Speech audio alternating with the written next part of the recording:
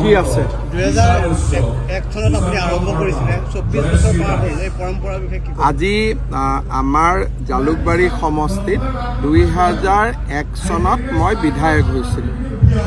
প্ৰথম বিধায়ক হোৱাৰ পিছত মেট্ৰিক আৰু হায়াৰ ছেকেণ্ডেৰী ৰিজাল্ট 2002 চনত দিছিলোঁ। তেতিয়া আমি আমাৰ ল'ৰা ছোৱালীখিনিক সম্বৰ্ধনা জনোৱাৰ এটা পৰম্পৰা আমি আৰম্ভ কৰিছিলোঁ আৰু নিৰবিচ্ছিন্নভাৱে কৰোঁতে এইবাৰ 2025ত আমি 24 বছৰ অতিক্ৰম কৰিলোঁ। মই ভাবোঁ যে ইমান দীঘলীয়া দিনৰ পৰম্পৰা এটা সাধাৰণতে ৰাজনীতিক মঞ্চত এইটো সম্ভৱ নহয়, কিন্তু যোৱা 24টা বছৰত ৰাইজৰ আশীৰ্বাদত এনেকৈ আমি কৰি গৈ থাকিলোঁ। এতিয়াও মই বাহিৰত বহুত ল'ৰা ছোৱালী লগ পাওঁ, মোক কয় যে আপুনি মোক সম্বৰ্ধনা জনাইছিল 2003 চনত, 4 চনত, 5 চনত। সেই ল'ৰা ছোৱালীবোৰ এতিয়া ডাঙৰো হৈছে আৰু ক'ৰবাত নহয় ক'ৰবাত তেওঁলোকে আমাৰ এই অনুষ্ঠানটোৰ পৰা প্ৰেৰণাও লাভ কৰিছে।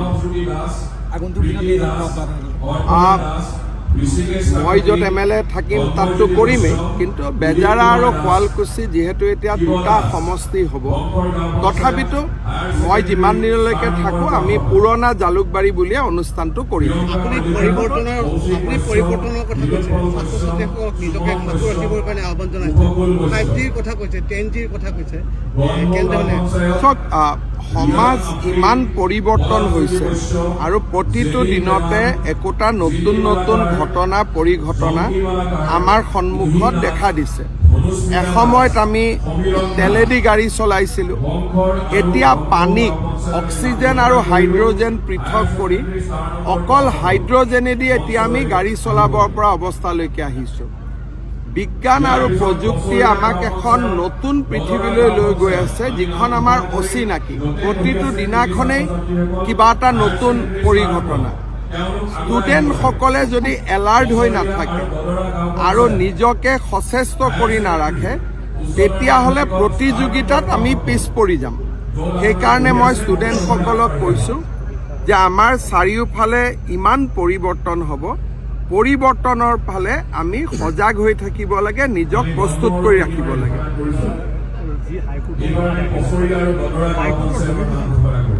11 তাৰিখে 11 জানুৱাৰীত হাইকোৰ্টৰ নতুন ভৱনৰ ভূমি পূজন হোৱাৰ সম্ভাৱনা আছে। ইতিমধ্যে আমি টেণ্ডাৰ কৰি কোনে কাম কৰিব, নিবিদাৰ প্ৰক্ৰিয়াও আমি সম্পূৰ্ণ কৰিছোঁ আৰু আমি 2 এদিনতে কনষ্ট্ৰাকশ্যনৰ কাম আৰম্ভ কৰিম।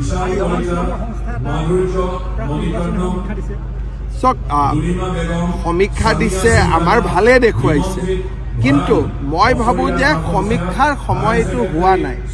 কাৰণ AGPকে 9টা ধৰক দেখুৱাইছে, আমাক 75টা দেখুৱাইছে। এতিয়া আমি 75টাত কণ্টেষ্ট কৰোঁ নে নাই সেইটোৱেতো ঠিক হৈ থকা নাই।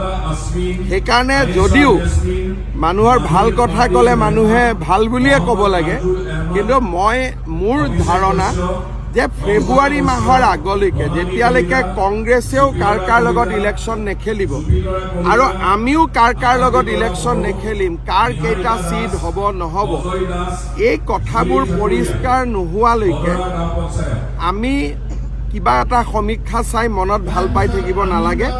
আমি কষ্ট কৰি থাকিব লাগে, কাম কৰি থাকিব লাগে আৰু সমীক্ষা ওলাই থাকিব, আচল মেচিনত যিটো ওলাব সেইটোৱে আচল হ'ব। চক গৌৰৱ গগৈ তেওঁলোক হ'ল এটা অভিজাত পৰিয়ালৰ ৰজাৰ ঘৰৰ মানুহ।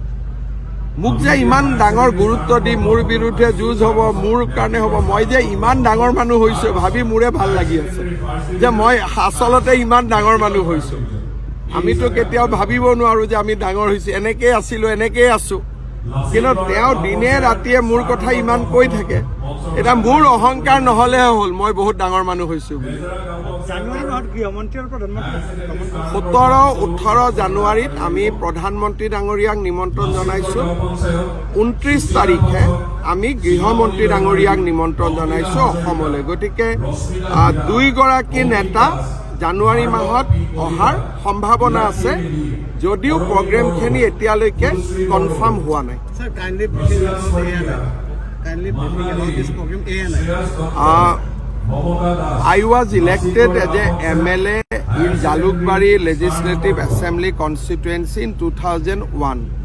Since then, last 24 hours, we created a program through which we used to facilitate the meritorious students of my constituency. Started with 288 students. This year we are honoring around 2,000 students. So this is a matter of great satisfaction. This program is